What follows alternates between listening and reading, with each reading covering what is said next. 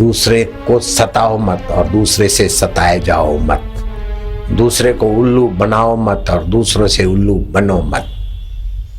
दुखी बनो मत और दूसरों के लिए दुख का निमित्त बनो नहीं, क्योंकि आपका असली स्वरूप सच्चिदानंद है। भागवत का प्रथम स्कंद में पहले अध्याय में आता है। आप बोलना, पुण्यदायी उच्चारण है।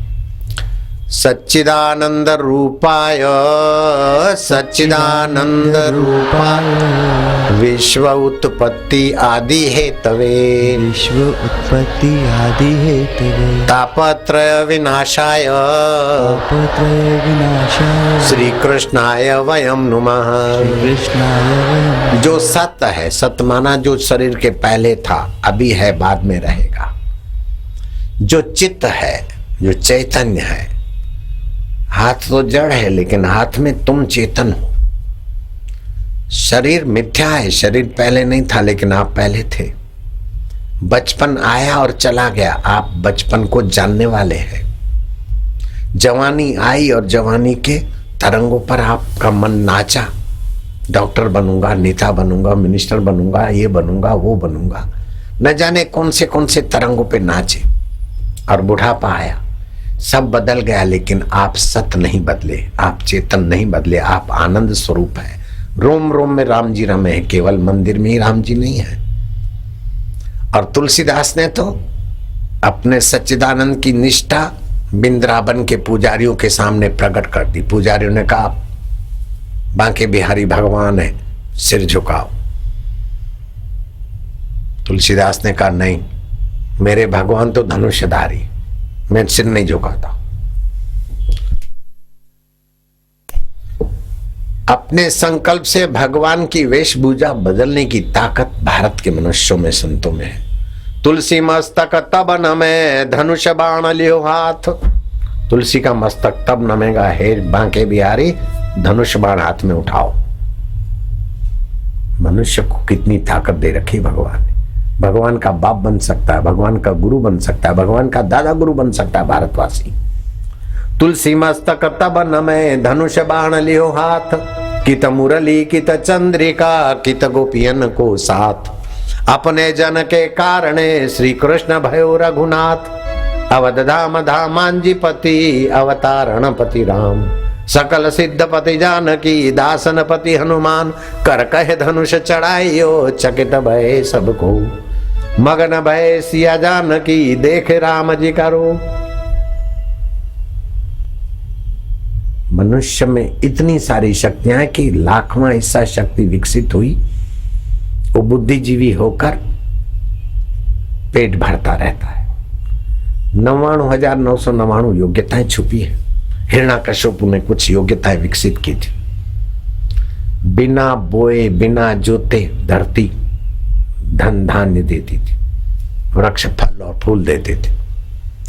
समुद्र के तट पर जरा निगाह डाली हिरण्याकश्यप ने तो उछल उछल के हीरे बाहर फेंक देता था। लेकिन हिरण्याकश्यप कहता है, कयादू हाय, मैं दो चीजों से पीड़ित हूं। एक तो मेरे भाई को युद्ध में मारने वाले भगवान नारायण से बदला लेने में मैं विफल हो रहा हूं, और दूसरा अपना ही बेटा बोलता है सर्वव्यापक भगवान है, सर्वत्र है, मैं ही भगवान हूं, लेकिन वो मानता नहीं। वास्तव में व्यक्ति अकेला भगवान है और दूसरा छोड़ता है तो गलती करता है। वासुदेव सर्वमिति, सभी भगवान है। भगवान सर्वव्यापक है तो आपको छोड़कर सर्वव्यापक थोड़ी रहते। ईशावास्यम इदम सर्वम। अब समझदार नेता बैठे हैं तो मैं एक श्रद्धा की बात बताता हूं। भगवान कहते हैं श्रद्धा के साथ बुद्धि योग भी चाहिए, बुद्धि योग के साथ उत्साह चाहिए, उत्साह के साथ भगवान की स्मृति चाहिए और भगवान का ध्यान। 5 चीज चाहिए।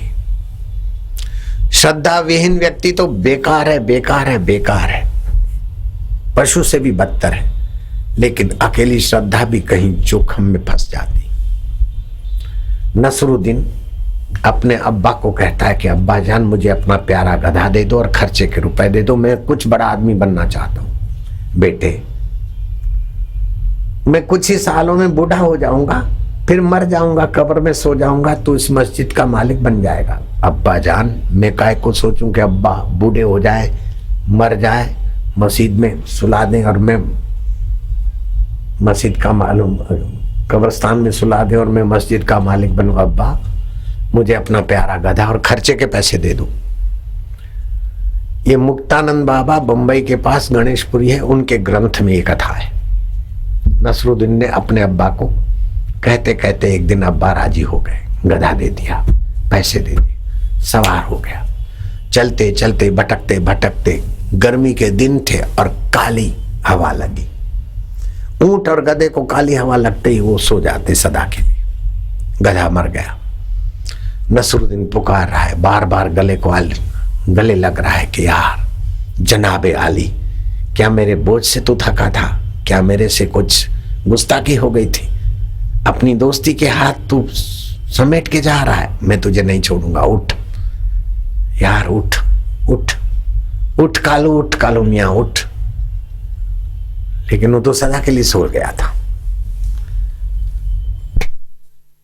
दोपहर का मरा गधा दूसरे दिन की दोपहर होने को आई। नसरुद्दीन व्याकुल हो रहा है। कुछ समझदार युवकों ने देखा कि कहीं लड़का पागल न हो जाए, मरे हुए गधे के पीछे खड्डा खोदा। श्रद्धा तो हो, लेकिन श्रद्धा के साथ बुद्धि योग की बहुत जरूरत है, उत्साह की बहुत जरूरत है, भगवत स्मृति और भगवत ध्यान की बहुत जरूरत है। खड्डा खोदा, गाड़ दिया, मुजहर बना दी। तखलुक का खाना खा ले नसरुद्दीन, चिंता मत कर। कोई फुटकर नेता होते ना, गांव के मुखिया, उसने चादर चढ़ा दी। अब गांव के मुखिया ने चादर चढ़ा दी तो भीड़ आ गई। कोई अगरबत्ती करने लगा, कोई नारियल चढ़ाने लगा, कोई फूल चढ़ाने लगा। धीरे धीरे धीरे धीरे गांव के लोग बढ़ते गए। अब इस मुजाहिर का नाम क्या रखें? बोले 2 पैर वाले को गाड़ते हैं तो पीर बोला जाता है, तो 4 पैर वाला है बड़ा पीर। सुभान अल्लाह सुभान अल्लाह। कहां जा रहे हैं? बड़ा पीर के पास।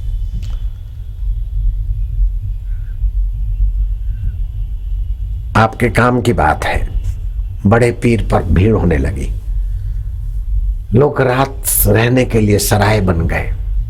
सुबह नाश्ते के लिए नाश्ते की दुकानें बन गई, पकोड़े, चाट, ये चाय पानी, रजाइयां, तकिया, ये सब बन। ऐसे करते करते 1000 परिवार यहां पलने लगे 4 साल में, और बड़ी मस्जिद बन गई।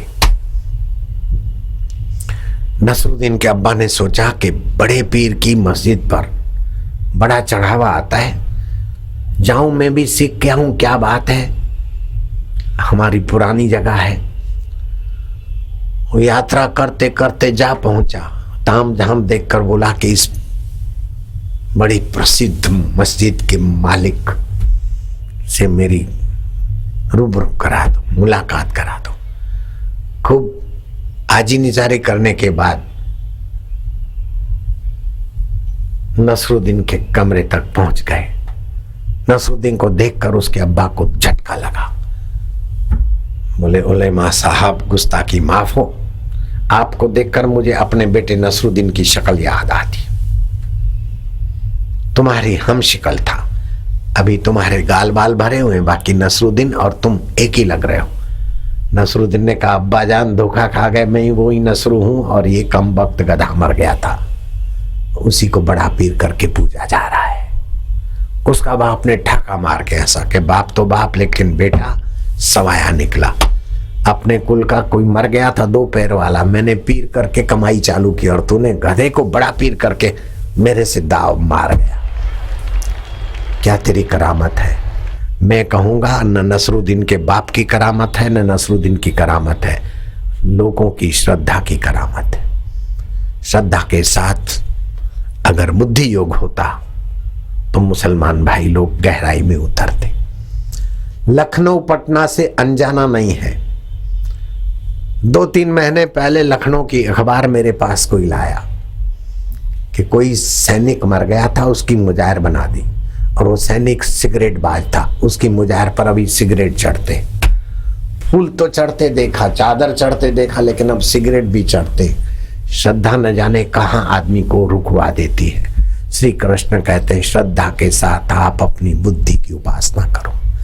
और मजहब कहते हैं लिखा है बस श्रद्धा करो, जो मुल्ला मौलवी जो कुछ बोले पादरी बस मान लो, लेकिन गीता कहती नहीं, बुद्धि योग उपाश्रिता।